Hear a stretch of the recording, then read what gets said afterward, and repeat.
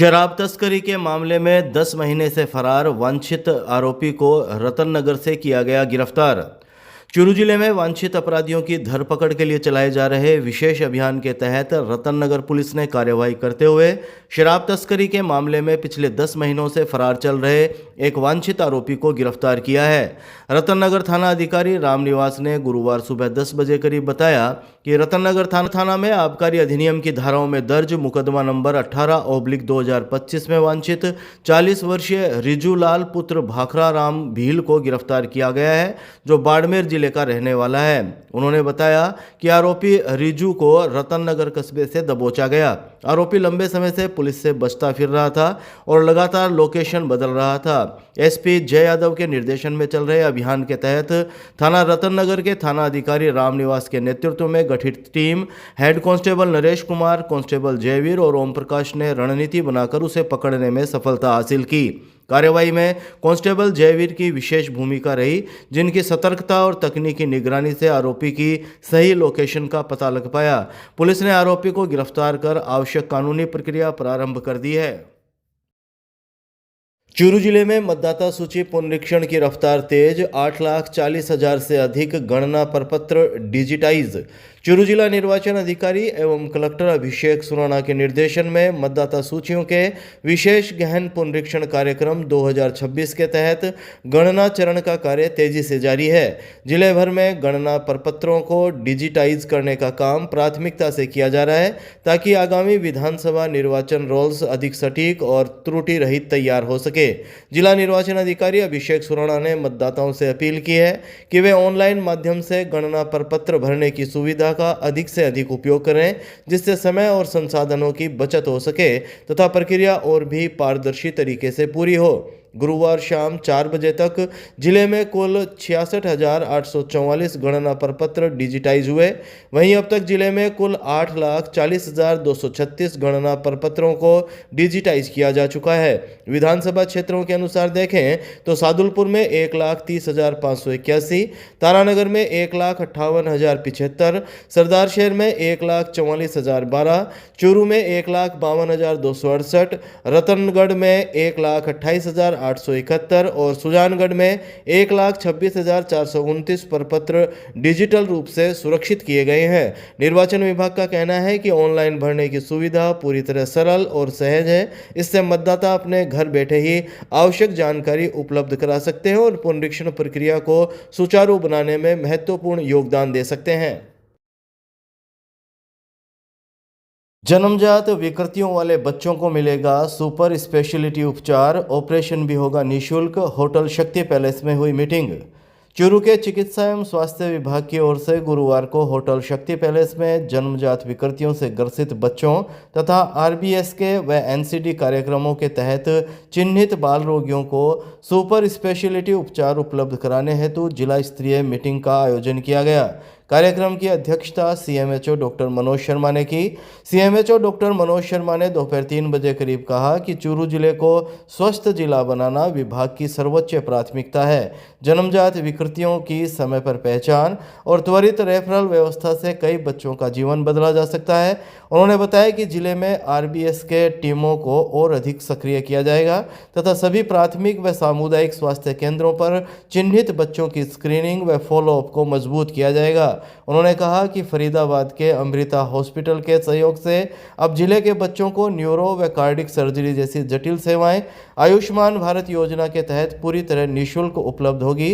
उन्होंने बताया कि चूरू के चिकित्सकों ने संकल्प लिया है कि हर महीने कम से कम एक बच्चे को सुपर स्पेशलिटी उपचार के लिए रेफर किया जाएगा, ताकि जरूरतमंद बच्चों को समय पर जीवन रक्षक उपचार मिल सके। बैठक में अमृता हॉस्पिटल के neuro paediatric surgeon doctor Anurag Sharma और राजस्थान प्रभारी प्रवीण बुडाकिया ने तकनीकी जानकारी साझा की। उन्होंने जयपुर में हर महीने की चौथे शनिवार को विशेषज्ञ उपलब्ध रहने की जानकारी दी।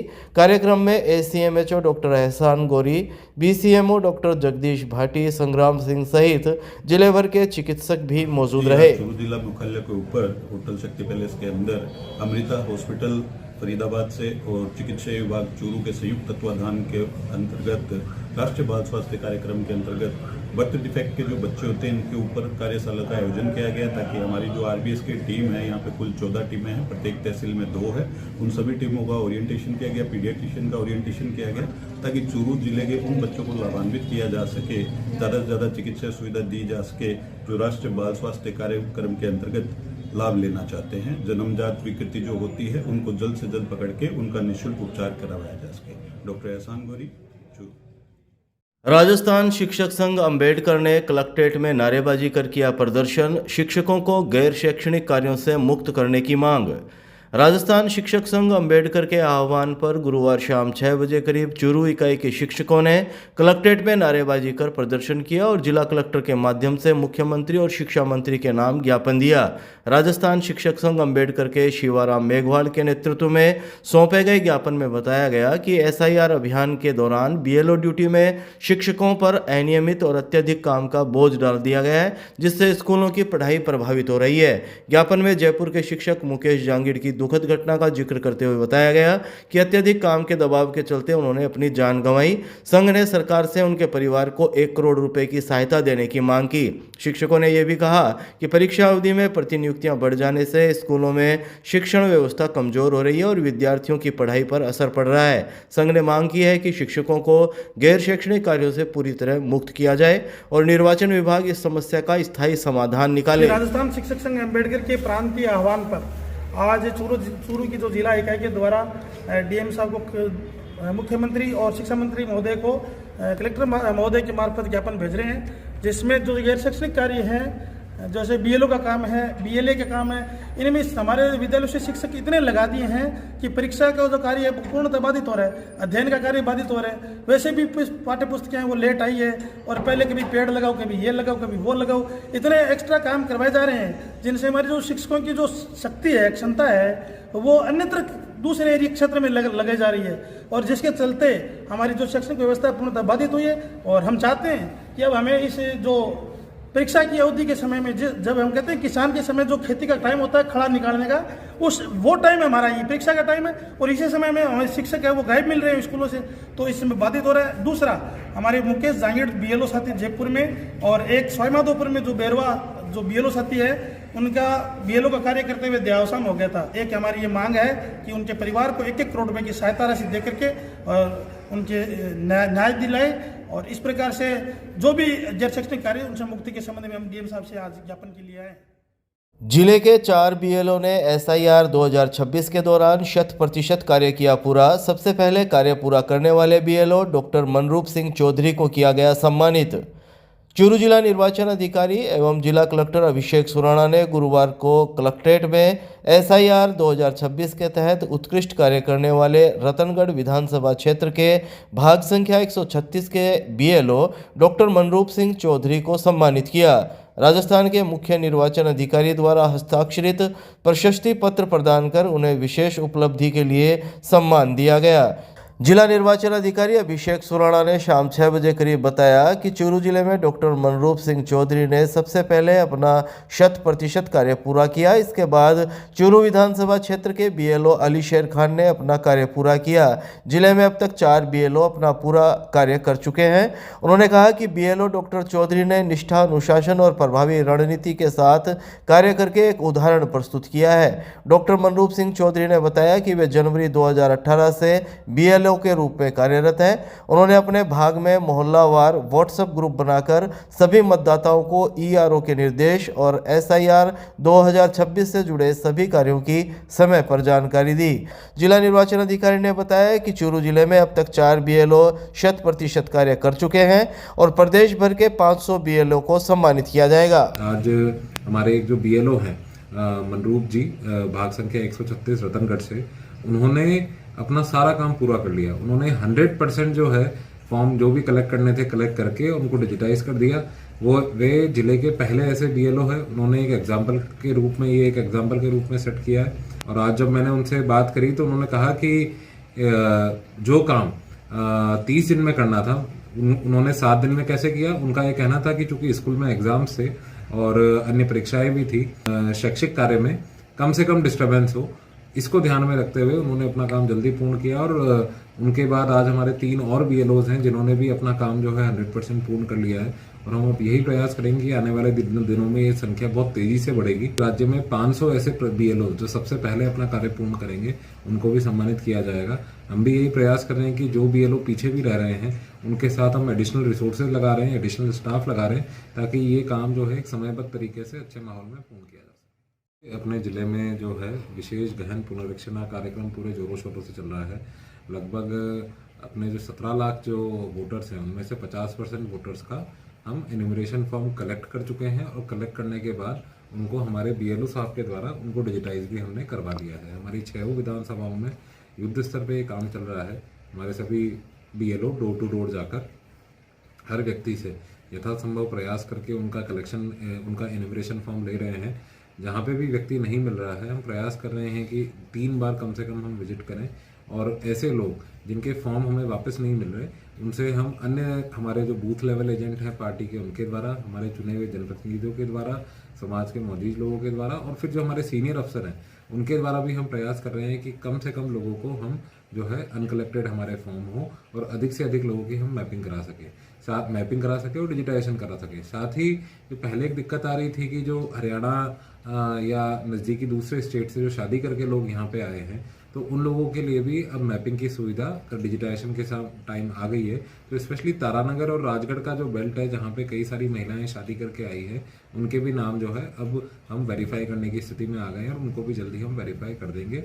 और कुल मिला के बहुत ही प्लानिंग से, बहुत ही एक अच्छे माहौल में ये कार्यक्रम चल रहा है। आज हमारे एक जो BLO हैं मनरूप जी, भाग संख्या 136 रतनगढ़ से, उन्होंने अपना सारा काम पूरा कर लिया। उन्होंने 100% जो है फॉर्म जो भी कलेक्ट करने थे कलेक्ट करके उनको डिजिटाइज कर दिया। वे जिले के पहले ऐसे BLO है। उन्होंने एक एग्जाम्पल के रूप में सेट किया है। वे राजकीय उच्च प्राथमिक सीनियर सेकेंडरी विद्यालय सीतसर में साइंस के टीचर हैं। और आज जब मैंने उनसे बात करी तो उन्होंने कहा कि जो काम 30 दिन में करना था उन्होंने 7 दिन में कैसे किया। उनका ये कहना था कि चूंकि स्कूल में एग्जाम्स थे और अन्य परीक्षाएं भी थी, उनका ये प्रयास था कि कम से कम शिक्षा विभाग जो है शिक्षा में, शैक्षिक कार्य में कम से कम डिस्टर्बेंस हो, इसको ध्यान में रखते हुए उन्होंने अपना काम जल्दी पूर्ण किया। और उनके बाद आज हमारे 3 और BLOs हैं जिन्होंने भी अपना काम जो है 100% पूर्ण कर लिया है। और हम अब यही प्रयास करेंगे कि आने वाले दिनों में ये संख्या बहुत तेज़ी से बढ़ेगी। हमारे मुख्य निर्वाचन आयुक्त जो मुख्य निर्वाचन अधिकारी जो जयपुर बैठते हैं उनके द्वारा भी पूरे राज्य में 500 ऐसे BLO जो सबसे पहले अपना कार्य पूर्ण करेंगे उनको भी सम्मानित किया जाएगा। हम भी यही प्रयास कर रहे हैं कि जो BLO पीछे भी रह रहे हैं उनके साथ हम एडिशनल रिसोर्सेज लगा रहे हैं, एडिशनल स्टाफ लगा रहे हैं, ताकि ये काम जो है एक समयबद्ध तरीके से अच्छे माहौल में पूर्ण किया जा सके। सर, अभी तक किस तरह की समस्याएं आई या चुनौतियां आई होगी, तो किस तरह की चीज़ें सामने आ रही है अपने? देखिए, सबसे बड़ी चुनौती तो ये आ रही कि कई सारे जो हमारे लोग हैं, कई सारी जगह पे हमें लोग मिल नहीं रहे हैं, कई परिवार हमें मिल नहीं रहे हैं, या तो उनका माइग्रेशन हो गया है, कहीं चले गए हैं, आस पड़ोसी के पास भी कई समय से उनका नाम या नंबर, मोबाइल नंबर नहीं है। तो एक तो हम उनको प्रयास करने का, उनको लोकेट करने का प्रयास कर रहे हैं कि ये लोग कहाँ गए, इनके साथ क्या हुआ, ताकि हम उनको प्रॉपर कैटेगरी में उनको हम डाल सकें। दूसरा जो समस्या आ रही है कि कई सारे लोग हैं जिनका नाम 2002 की वोटर लिस्ट में नहीं है और लेकिन आज की वोटर लिस्ट में है, तो ऐसे लोगों को घबराने की जरूरत नहीं है। उन लोगों को हम जो है, जब वो अपना एन्यूमरेशन फॉर्म भर के दे देंगे हमें वापस, उसके बाद उनको एक नोटिस मिलेगा जो हमारा क्लेम्स एंड ऑब्जेक्शन पीरियड होगा, तब वो अपने कुछ दस्तावेज दिखा सकते हैं जिनके माध्यम से हम उनकी आइडेंटिटी को वेरीफाई कर लेंगे। इसी के साथ कुछ लोग ऐसे भी हैं जिनका नाम आज की वोटर लिस्ट में नहीं है और जिन्हें एन्यूमरेशन फॉर्म नहीं मिला, तो ऐसे भी कई सारे लोग हैं। तो इन लोगों से भी मेरा यही कहना है कि आपको घबराने की जरूरत नहीं है। आप फॉर्म 6 यानी अपना नाम आज की वोटर लिस्ट में जुड़वा सकते हैं। आपका नाम 2002 की वोटर लिस्ट में था लेकिन आज की वोटर लिस्ट में नहीं है, तो फॉर्म 6 भर के आप अपना नाम जो है आज की वोटर लिस्ट में जुड़वा सकते हैं। सर, कुछ अपने चूरू जिले में ऐसी विदेशी महिलाएं भी हैं जो शादी करके यहाँ आ गई, लेकिन 2002 के अंदर क्या कभी भी उनका नाम नहीं रहा, उनके पिताजी का नाम नहीं रहा, तो ऐसी स्थिति के अंदर क्या रहेगा? देखिए, ऐसी स्थिति में जो भी निर्वाचन आयोग के जो नियम है उनके अंतर्गत हम कार्रवाई करेंगे।